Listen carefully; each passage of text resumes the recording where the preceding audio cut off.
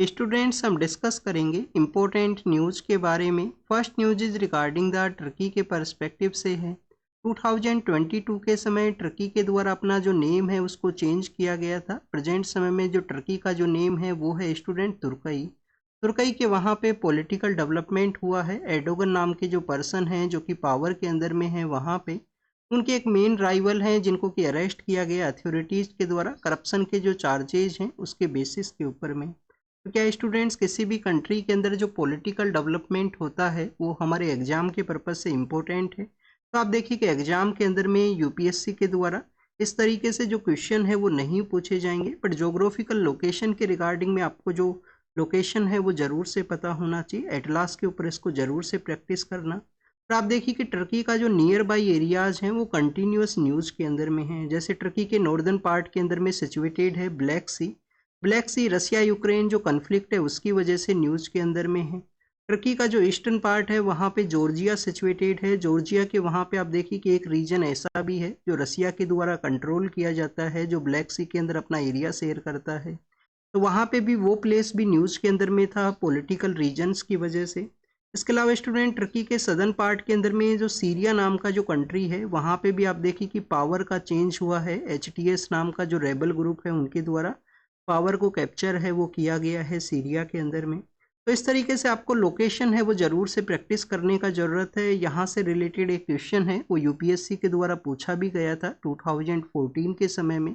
एक बार हम लोकेशन को यहाँ पे प्रैक्टिस करते हैं। सपोज कीजिए स्टूडेंट्स यहाँ पे जो टर्की है वो सिचुएटेड है।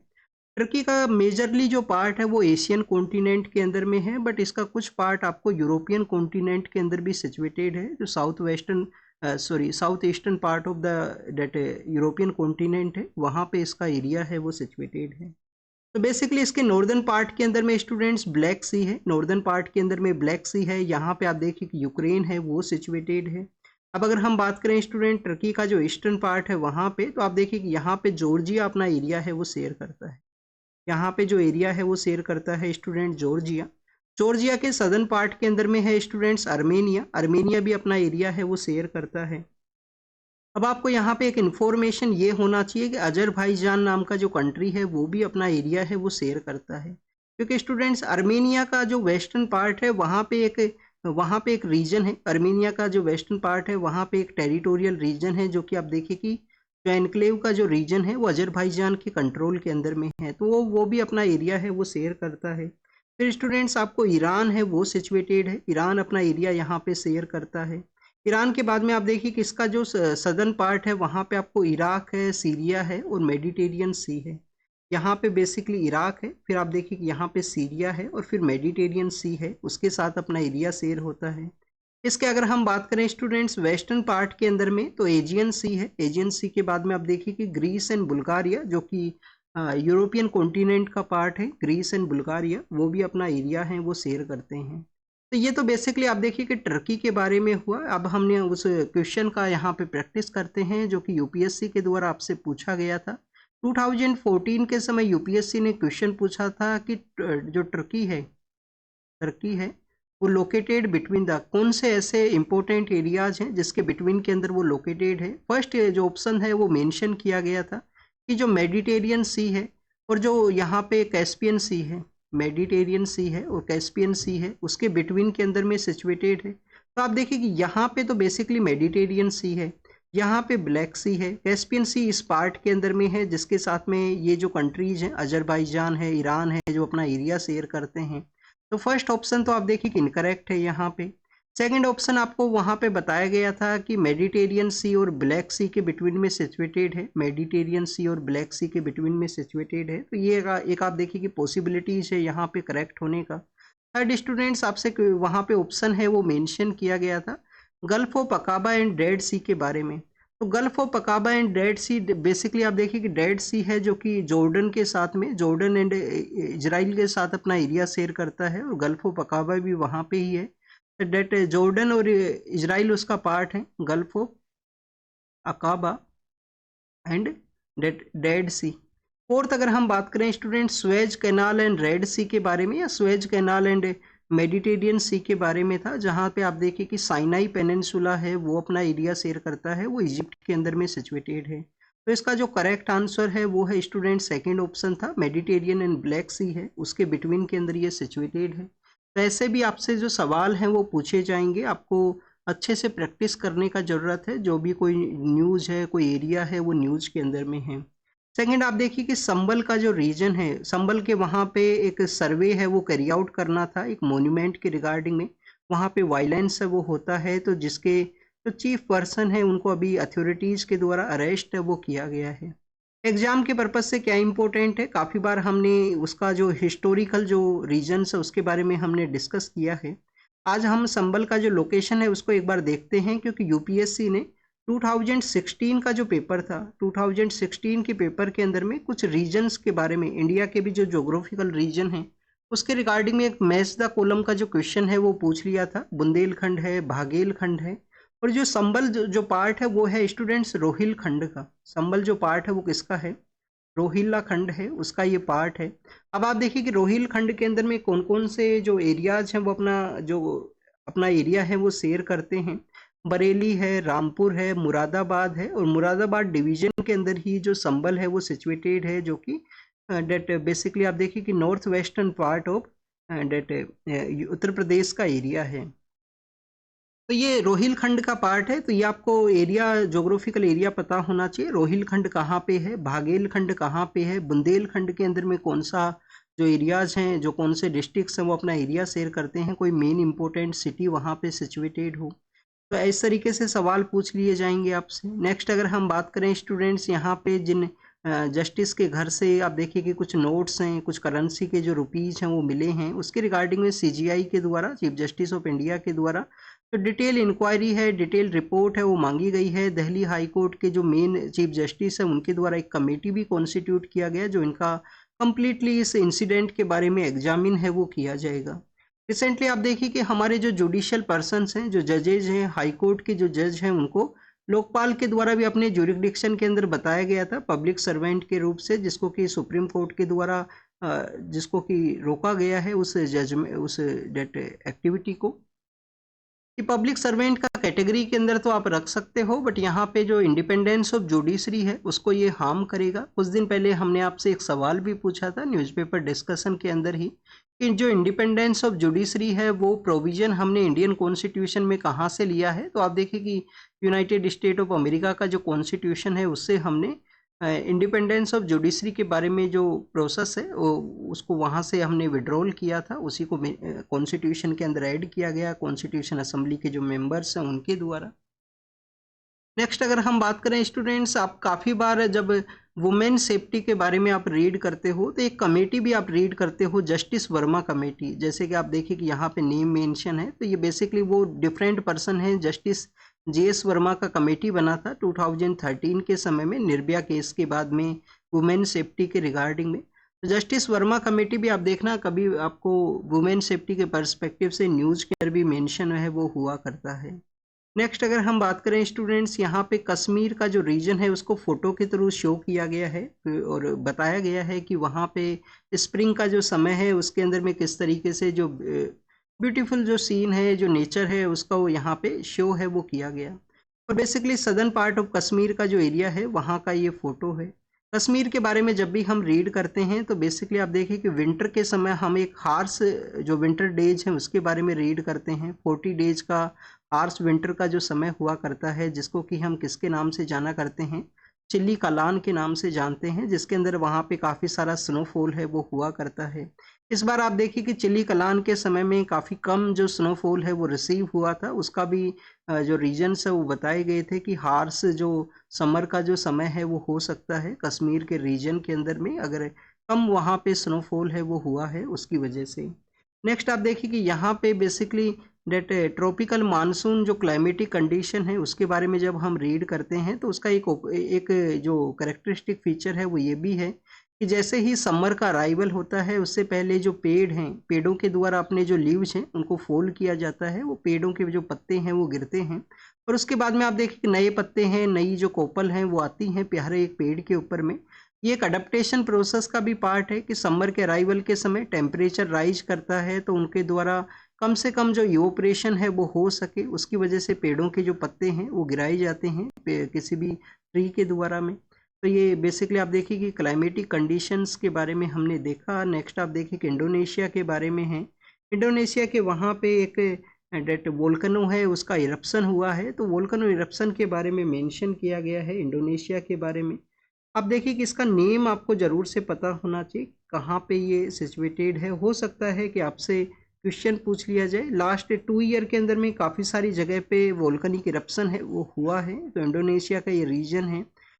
जब भी वोल्केनिक इरप्शन होता है तो एयर का जो ट्रैवलिंग जो प्रोसेस है, एयरलाइंस का जो ट्रैवल है, या आप देखिए कि जो प्लेन्स हैं उनका भी आप देखिए कि जो मूवमेंट है उसको डिस्टरबेंस क्रिएट करता है, तो उस एरिया के अंदर में एयरप्लेन्स है उनका मूवमेंट नहीं रहेगा। नेक्स्ट आप देखिए कि स्टूडेंट्स इंडस वैली सिविलाइजेशन के समय जब हम रीड करते हैं इंडस वैली सिविलाइजेशन के समय, तो एक सेमी प्रेशियस जो मेटल है, सेमी प्रेशियस ऑर्नामेंट है जिसको यूज किया जाता था, लापिस लाजुली का उसका नेम है। तो लापिस लजुली है जो कि अर्थ का आप देखिए कि ब्लू कलर का एक ऑर्नामेंट काइंड ऑफ स्टोन है जिसका यूज किया जाता है सेमी प्रेशियस ऑर्नामेंट के रूप से। इंडस वैली सिविलाइजेशन के समय भी इसका यूज है। तो ब्लैक कलर का ये रॉक हुआ करता है जो कि सेमी प्रेशियस एक जेम स्टोन है। आप देखिए कि इसका जो कलर है वो इसके अंदर में जो प्रेजेंट ऑफ मिनरल्स है, मिनरल्स का जो प्रेजेंस हुआ करता है, जिसमें एक लेजुराइट नाम का जो मिनरल है जो 25 to 40% इसका ब्लू कलर है, उसके अपीयरेंस के रिगार्डिंग में इम्पोर्टेंट है।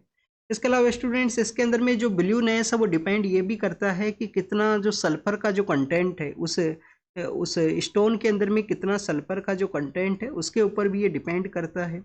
वर्ल्ड के अंदर में कहाँ कहाँ पे पाया जाता है लापिस लेजुली जो कि एक सेमी प्रेशियस जैम स्टोन है, तो आप देखिए कि चाइना के अंदर भी इसका प्रेजेंस है, रसिया के अंदर भी ये पाया जाता है, रसिया के अंदर भी, यूनाइटेड स्टेट ऑफ अमेरिका के वहाँ पे भी है। बट अगर हम बात करें स्टूडेंट्स हाईएस्ट क्वालिटी का अगर ये जो मिलता है तो वो आप देखिए कि अफगानिस्तान के अंदर में है। अफगानिस्तान के वहाँ पे कस्तान नाम का एक जगह है, बदाकस्तान नाम का एक जगह है अफगानिस्तान के वहाँ पे, जहाँ पे ये लापिस लिजुली है वो मिला करता है। इंडस वैली सिविलाइजेशन के समय अगर हम डिस्कस करें तो आप देखिए कि सोरतुगई नाम का वो साइट है जहाँ पे ये मिला करता था। कौन सा साइट है स्टूडेंट? सोरतुगई नाम का वो इंडस वैली सिविलाइजेशन का साइट है जहाँ पे इसका जो प्रेजेंस है, जहाँ से इंडस वैली सिविलाइजेशन का जो हड़प्पा एंड मोहनजोदारो है जहाँ पे इसका सप्लाई है वो किया जाता था। एग्जाम के अंदर में आपसे क्या सवाल पूछा जा सकता है? आप देखिए कि कुछ जो इंडस वैली सिविलाइजेशन एक तो आप देखिए कि ऑलरेडी न्यूज़ के अंदर में है। क्यों न्यूज़ के अंदर में है? 100 ईयर्स उसके डिस्कवरी के अभी कंप्लीट हुए हैं। 1924 के समय उसका जब डिस्कवरी है उसको रिवील किया गया था। फिर आप देखिए कि 100 ईयर्स कंप्लीट हुए हैं। अभी रिसेंट ईयर्स के अंदर में यूपीएससी ने इससे सवाल है वो भी नहीं पूछे हैं, तो आपको प्रिपेयर करने का ज़रूरत है। आपको यहाँ पे क्वेश्चन ये पूछ लिया जाए कि कोई इंपॉर्टेंट जो मेटल्स हैं जिनका सप्लाई हुआ करता था इंडस वैली सिविलाइजेशन का, जो मेन साइट्स हैं, जैसे कि कॉपर का जो सप्लाई है, क्या यहाँ पे कॉपर का जो सप्लाई है वो बेसिकली सिंध के रीजन से हुआ करता था। फिर आपसे पूछ लिया जाए कि लापिस लेजुली का जो सप्लाई है वो बेसिकली डेट कोई अदर साइट का जो नेम है वो मेंशन कर दिया जाए, सोरतुगई का जो नेम है वो ना मेंशन किया जाए। तो आपको ऐसे आपको ये क्वेश्चन है वो पूछा जा सकता है। कॉपर का जो सप्लाई है वो कहाँ से हुआ करता था? गणेश्वर नाम की जो जगह है राजस्थान के अंदर में, गणेश्वर है, खेतरी नाम की जो जगह है, जो अभी प्रेजेंट समय में भी जहाँ पे कॉपर का जो माइंस हैं, खेतरी माइंस काफ़ी ज़्यादा फेमस है। आप ज्योग्राफी के अंदर में इकोनॉमिक जो ज्योग्राफी है उसके अंदर में उसको रीड करते हो। नेक्स्ट अगर हम बात करें स्टूडेंट 24 मार्च का जो डे है, 24 मार्च का जो डे है उसको ट्यूबरक्लोसिस के रिगार्डिंग में, 24 मार्च के डे को ट्यूबरक्लोसिस के रिगार्डिंग में अवेयरनेस डे के रूप से ऑब्जर्व है वो किया जाता है। तो ट्यूबरक्लोसिस के जो केसेज इंडिया के अंदर मिला करते हैं उसी के रिगार्डिंग में उसका universal coverage, equitable health coverage कैसे दिया जाए, 360 वे के अंदर में इसका कॉम्प्रिहेंसिव केयर का जो रिस्पॉन्स है वो कैसे किया जाए, तो उसके बारे में यहाँ पे 3-4 आर्टिकल्स के अंदर मेंशन किया गया है। हमारे एग्जाम के पर्पज से जो इम्पोर्टेंट पॉइंट्स हैं उनको हम यहाँ पे डिस्कस करेंगे। आप देखिए कि स्टूडेंट्स यहाँ पे ये बताया गया है कि इंडिया के द्वारा ट्यूबरक्लोसिस के पर्सपेक्टिव से अपना एक स्ट्रेटजी है उसको चलाया गया कि ट्यूबरक्लोसिस के जो केसेज हैं उनको डिटेक्ट किया जाए, डिटेक्ट करने के बाद में आप देखिए कि उनको ट्रीट किया जाए, और ट्रीट करने के बाद में उनको यहाँ पे प्रिवेंशन का जो कैटेगरी है उसके अंदर में रखा जाए। तो फर्स्ट डिटेक्ट करना है हेल्थ अथॉरिटीज़ के द्वारा, फिर उनको ट्रीट करना है, और फिर उनको ट्यूबरक्लोसिस से जो प्रिवेंशन है उसको कैरी आउट करना है। तो इंडिया के द्वारा इस स्ट्रेटजी को जब से अडॉप्ट किया गया है, हमारे यहाँ पे जो नंबर ऑफ केसेज हैं, इसी डाटा के अंदर में बताया गया है कि 16% केसेस रिड्यूस हुए हैं। इस आर्टिकल के अंदर में 21.4% जो केसेज हैं उसके रिडक्शन के बारे में मेंशन है कि 2014-15 के समय पर लाख जो पर्सनस है उसके ऊपर में 237 है जो ट्यूबरकुलोसिस के पेशेंट है वो हुआ करते थे, टीबी के पेशेंट्स हुआ करते थे, जो प्रेजेंट समय में रिड्यूस करके 195 है वो हुआ है। ये जो डाटा है तो रिडक्शन किया गया है new strategy prevention detection treatment and prevention के थ्रू में। निक्षय पोषण योजना है वो चलाया गया, निक्षय पोषण योजना है। निक्षय पोषण योजना के अंदर में 1000 जो पर मंथ का जो पैसा है वो भी प्रोवाइड किया जाता है। इस योजना के थ्रू 1000 जो पैसा है वो प्रोवाइड किया जाएगा, जिसके अंदर में आप देखिए कि जो उनको अपना हेल्थ या जो न्यूट्रिशनल फूड है उसका सप्लाई है उसको वो कैरी आउट कर सके। नंबर ऑफ केसेज यहाँ पे रिड्यूस हुए हैं। इंडिपेंडेंस के बाद में ही हमने नेशनल ट्यूबरकुलोसिस एलिमिनेशन प्रोग्राम है उसको चलाया गया था। अब स्टूडेंट्स प्रेजेंट समय में ज़रूरत है कि इसका यूनिवर्सल हेल्थ कवरेज है वो किया जाए। यूनिवर्सल हेल्थ कवरेज के रिगार्डिंग में आप देखिए कि गवर्नमेंट के द्वारा Ayushman Bharat national health protection scheme, जिसको कि 2018 के समय स्टार्ट किया गया, Ayushman Bharat national health protection scheme जो 2018 के समय स्टार्ट हुआ था, उसी के अंदर में डिफरेंट प्रोविजन है। आप देखिए कि यूनिवर्सल हेल्थ कवरेज प्रोवाइड करने का भी प्रोविजन है। उसके अंदर में आयुष्मान जो आरोग्य मंदिर हैं जो कि बेसिक लेवल के ऊपर डील करेंगे किसी भी एक पेशेंट को डिटेक्ट एंड ट्रीट करने के रिगार्डिंग में, तो उनका इम्पोर्टेंस वो यहाँ पे बताया गया है कि एक डिसेंट्रलाइज अप्रोच को कैरी आउट करने का ज़रूरत है। किस तरीके से कैरी आउट करने का ज़रूरत है स्टूडेंट? डिसेंट्रलाइज वे के अंदर में जो आरोग्य मंदिर हैं वो अपना रोल को प्ले करें। आउट ऑफ पॉकेट एक्सपेंडिचर है उसको रिड्यूस किया जाए, आउट ऑफ पॉकेट एक्सपेंडिचर है वो रिड्यूस हो। और हमें कोविड-19 का जो स्ट्रेटजी है उससे सीखने का ज़रूरत है। कोविड-19 का जो स्ट्रेटजी है उससे सीखने का ज़रूरत है, उसी स्ट्रेटजी को अडॉप्ट करने का ज़रूरत है, जिससे कि टीबी के जो पेशेंट्स हैं उनको यहाँ पे रिड्यूस है वो किया जा सके। इसके अलावा स्टूडेंट्स यहाँ पे आप देखिए कि अवेयरनेस कैंपेन के बारे में मेंशन किया गया है कि अवेयरनेस कैंपेन को और भी अच्छे से यहाँ पे प्रमोट करने का ज़रूरत है। प्राइवेट केयर्स को भी प्रमोट करने का ज़रूरत है, उनका भी यहाँ पे जो यूटिलाइजेशन है वो कैरी आउट किया जाए इस ट्यूबरकुलोसिस के एलिमिनेशन के अंदर में। और स्टूडेंट्स वहाँ पे सोशल स्टिग्मा है जो उसको भी मेंशन है वो किया गया एक आर्टिकल के अंदर में। ये ट्यूबरकुलोसिस के रिगार्डिंग में है, आपसे हेल्थ के रिगार्डिंग में या सोसाइटल पर्सपेक्टिव से ये क्वेश्चन है वो पूछा जा सकता है। नेक्स्ट अगर हम बात करें स्टूडेंट्स कुर्दिस्तान के बारे में है। कुर्दिस्तान आप देखिए कि काफ़ी सारे कंट्रीज़ के अंदर में ये सिचुएटेड है, जिसके अंदर टर्की का भी पार्ट है। टर्की का भी आप देखिए कि ये सपोज कीजिए अभी हमने टर्की का लोकेशन देखा है, जॉर्जिया है, आर्मेनिया है, अजरबैजान का वो एरिया है, फिर आप देखिए कि यहाँ पे ईरान है। तो ये जो पार्ट है जो कि आप देखिए कि सीरिया के अंदर भी है, यहाँ पे सीरिया है, यहाँ पे इराक है, यहाँ पे ईरान है, यहाँ पे टर्की है। तो ये जो एरिया है यहाँ पे जो कुर्दिश पर्सन है, कुर्दिश कम्युनिटी के जो लोग हैं वो रहा करते हैं। अब इनके द्वारा डिमांड किया जाता है कि इनको सेपरेट जो नेशनहुड है कुर्दिस्तान है उसको रिकॉग्नाइज किया जाए। इराक के वहाँ पे जो कुर्दिश डोमिनेटेड जो एरिया है उसको आप देखिए कि एक ऑटोनोमस स्टेटस वो है वो ग्रांट किया गया है, ऑटोनोमस काइंड ऑफ स्टेटस है उसको वहाँ पे। 1922 के समय वर्ल्ड वॉर के दौरान में आप देखिए कि वर्ल्ड वॉर फर्स्ट के दौरान में इनको प्रॉमिस किया गया था कि कुर्दिश पर्सन को एक सेपरेट नेशनहुड है वो ग्रांट किया जाएगा। फिर आप देखिए कि इनको ट्रीटी ऑफ सेवरेस है वो उस समय एग्जिस्टेंस में आती है, ट्रीटी ऑफ सेवरेस है। फिर ट्रीटी ऑफ लुसानिया है वो आएगा एग्जिस्टेंस में, और उसके बाद में आप देखिए कि इन कंप्लीट रीजन को डिफरेंट कंट्रीज के अंदर डिवाइड कर दिया गया, और कुर्दिस्तान है वो अभी तक एग्जिस्टेंस के अंदर में नहीं आया है। कुर्दिश पर्सन के द्वारा ही जो नवरोज है उसको सेलिब्रेट किया जाता है, जिसको कि हमने कल रीड किया था। पर्सियन जो न्यू ईयर है उसका सेलिब्रेशन है वो किया जाता है। तो कुर्दिश पर्सन्स के बारे में है। इनके सेपरेट नेशनहुड की डिमांड की वजह से इन कंट्रीज़ के द्वारा, स्पेशली टर्की के द्वारा, तो काफ़ी बार इनके अगेंस्ट में जो एट्रोसिटीज़ है वो कमिट की जाती हैं, इनके अगेंस्ट में वायलेंस है वो कमिट किया जाता है। नेक्स्ट आप देखिए कि चाइना के कुछ गुड्स हैं उनके अगेंस्ट में एंटी डंपिंग ड्यूटी है वो लगाया गया।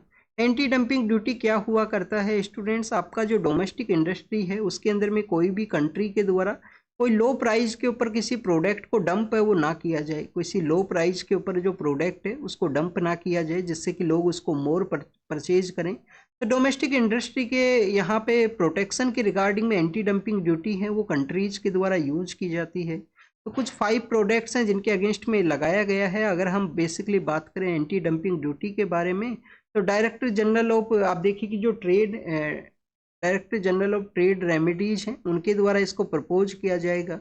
उसके प्रपोजल के बाद में मिनिस्ट्री ऑफ कॉमर्स है वो मिनिस्ट्री ऑफ फाइनेंस को प्रपोजल सेंड करता है, और आप देखिए कि मिनिस्ट्री ऑफ फाइनेंस के द्वारा अल्टीमेट जो यहाँ पे जो डिसीजन है वो मिनिस्ट्री ऑफ फाइनेंस के द्वारा लेना है एंटी डंपिंग ड्यूटी के बारे में।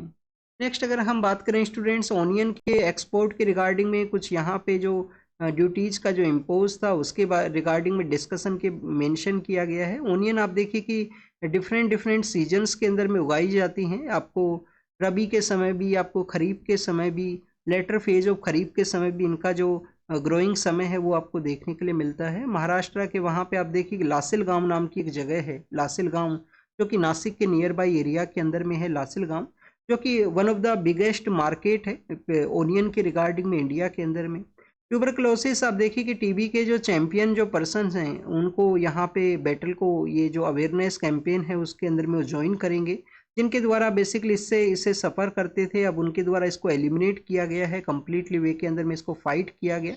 तो जो मेघालय के अंदर में डिजीज़ के अगेंस्ट में जो कैंपेन है उसके अंदर में वो ज्वाइन है, उसको कैरी आउट करेंगे। और म्यूजिक कैटेगरी, म्यूजिक अकेडमी का एक अवार्ड है वो दिया गया है, संगीत कला निधि अवार्ड है जो यहाँ पे दिया गया, उसके बारे में मेंशन है। नेक्स्ट आप देखिए कि स्टूडेंट्स इजराइल के द्वारा जो वेस्ट बैंक का एरिया है, जॉर्डन रिवर का जो वेस्ट बैंक है, वहाँ पे जो उस एरिया को वेस्ट बैंक के नाम से जानते हैं। कुछ न्यू सेटलमेंट्स हैं जिनको कि इजराइल के द्वारा उनको ग्रांट, जिनको स्टेटस लीगली ग्रांट किया गया है, जिसको कि पैलेस्टीनियन पर्सन्स के द्वारा कंडेम है वो किया गया। नेक्स्ट आप देखिए कि तालिबान एंड हक्कानी ग्रुप के कुछ जो पर्सन्स हैं जिनके अगेंस्ट में कुछ प्राइज है वो रखा गया था यूएस सिक्योरिटी अथॉरिटीज़ के द्वारा, जिसको कि अभी रिमूव किया जाएगा। अभी आप देखिए कि तालिबान पावर के अंदर भी है। 2021 के समय यूएस के द्वारा ही डिस्कशन के थ्रू उनको पावर के अंदर में लाया गया था। तालिबान जो कि पावर के अंदर है, हक्कानी ग्रुप भी उसी का पार्ट है, उसी से रिलेटेड एक इंसर्जेंट ऑर्गेनाइजेशन है।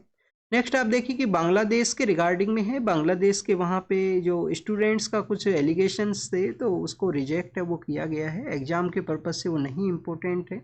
और जो पोप हैं जो कि हेल्थ इश्यूज की वजह से कुछ प्रॉब्लम के अंदर में थे, जिनको कि रिलीज है वो किया गया है, वापस से जो हॉस्पिटल से लीव किए हैं वो उनके द्वारा। नेक्स्ट आप देखिए कि स्टूडेंट्स गाजा स्ट्रिप के अंदर में 50,000 के आसपास जो लोग हैं उनका डेथ हुआ है, तो उसको बताया गया है यहाँ पे।